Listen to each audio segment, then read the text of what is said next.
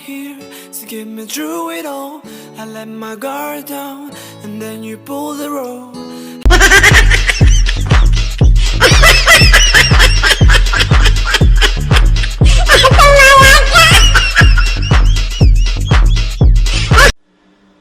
So yun na nga guys, gagawa tayo ng almusal ng aking pasyente. Naglaga ako ng 2 itlog, 2 saging. At ngayon maglalagay tayo ng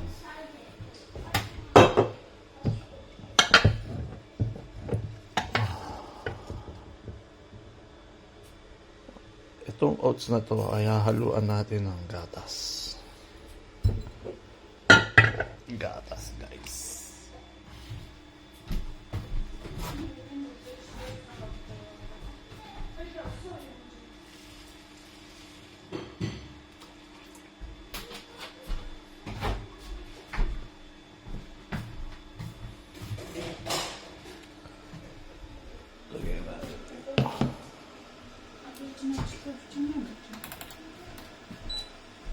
Number 4 ba tayo guys.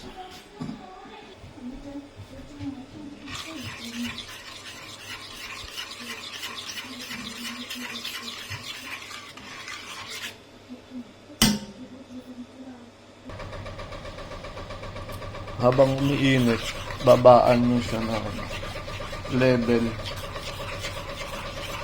para hindi siya masunog. Tapos ikot lang ng ikot. Ganyan ako magluto ng oats.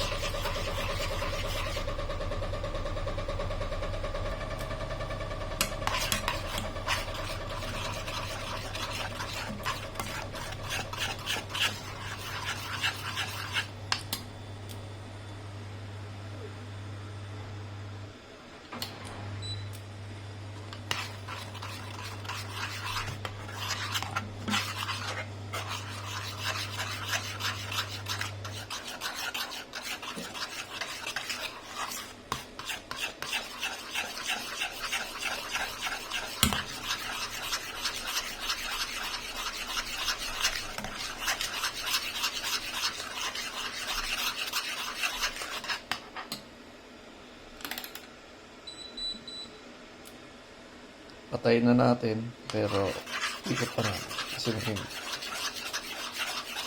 makatibin din sa kuryente.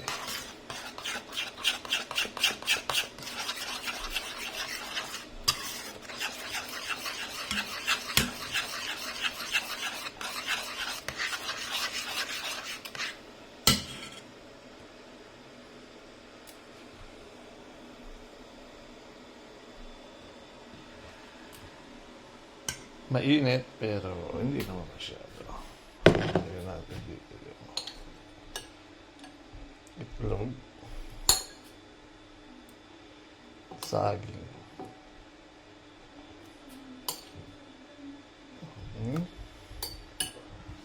tsaka sugar guys. Konting sugar lang kasi matamis na yun.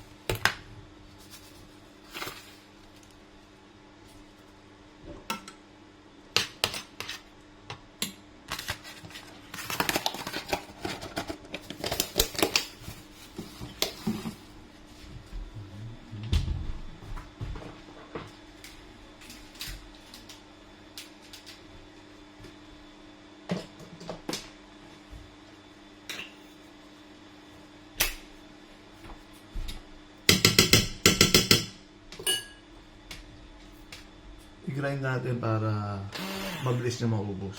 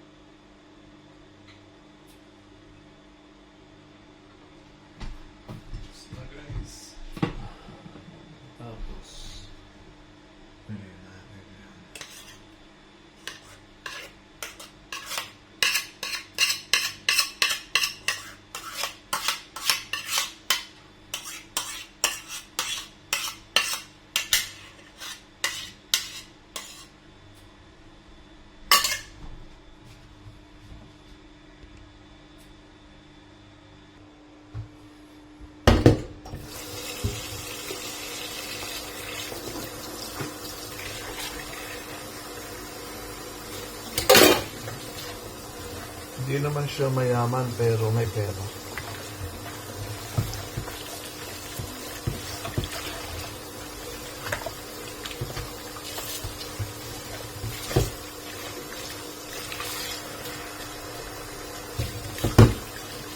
May sariling bahay, may sariling restaurant. May anak siyang tatlo. Yung dalawa nasa Amerika. Yung isa nandito. So guys, yung pasyente ko na to, mag-aapat na taon na ako dito sa August na darating na next year. So yun lang guys. May nakatira kasi dun sa taas, pinaupahan. Kasi wala namang gamit, so pinaupahan. Kaya may kasama tayo dito.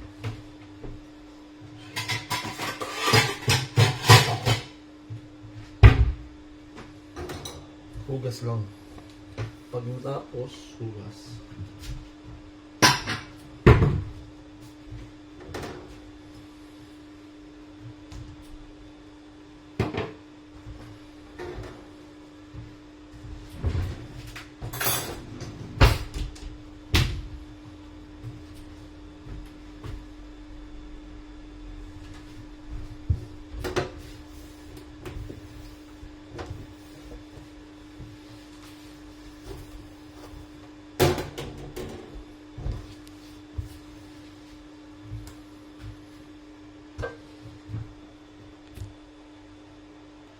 So, yun na siya.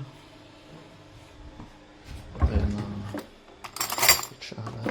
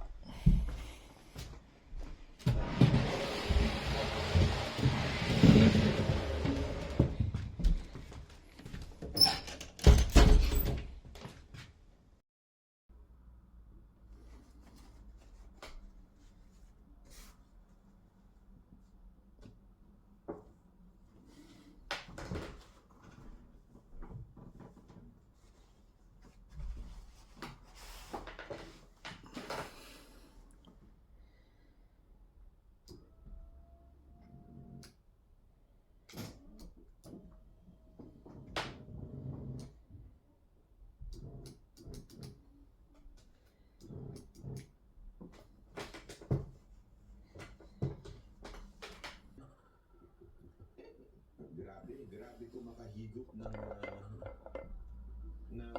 tumbong. Hindi, I mean, makasipsip ba? Ikaw na. Siyempre, hindi ko yun literal. Diba? Siya ko grabe yung makasipsip kay Marcos. Yet, hindi manalo-nalong senador. Hindi ako ito. Alam niyo kung bakit? Ito, paliwanag ko lang sa inyo. Para lang sa kaalaman niyo. Kasi, di ba, ito yung lagi nila sinasabi. Ito, paulit-ulit sinasabi ng mga bayarang vlogger. Mga bayarang vlogger ni Tambaluslos. Laging sinasabi, ang mga Marcos ang dahilan talaga ng pagkapanalo ng Marcos. Sa katunayan, sinasabi pa nga nila, ang Marcos daw ang nagpanalo kay Duterte noong 2016. Sabi ko, saan banda? Pero ngayon, sinasabi talaga nila, hindi si VP Sara Duterte ang nagpapanalo kay Marcos. Mismong si Marcos talaga ang nagpapanalo sa sarili niya. Di ba? Yan ang lagi nilang argumento eh. Pero babasahin ko ngayon. Kung palang nagpapanalo sa inyo ay talagang si Marcos at si Gadon ay total, mula simulat si Paul, loyalista po yan. Bakit hindi niyo may panalo? Gustong gusto niya yan. Bali, hindi ko na siya nilalagyan ng pustiso niya. Durog na to. Mas madali niyang kainin. Madaling tunawin. Unlike yung nangyari sa presidente, vice president na unity. So yung mga bumoto kay VP Sara Duterte, binoto na rin si Bongbong Marcos. Kaya nanalo si Bongbong Marcos. Pero kung talagang merong kayong hatak na solo, yung sarili nyo, kayo-kayo lang, at hindi kasama mga Duterte supporter, eh, di sana Malakas pa. panalo sila dun. Pero hindi nyo na panalo sila dun. Ibig sabihin lang po, 102 years old si ayaw ko Lord. kay Gadol, di ba? O, di ba? So, ibig sabihin po, alam nyo na nagpanalo talaga sa mga Marcos ay ang mga Duterte. O, kayong mga bayarang vloggers na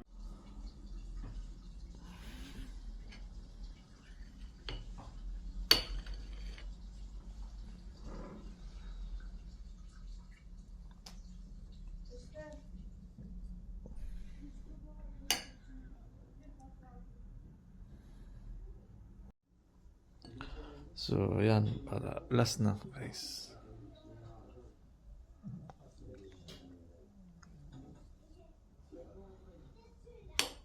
Yung ubos nyo. Araw-araw ganyan yung kinakain niya. Kaya, napakalas matanda na to. 102 years old.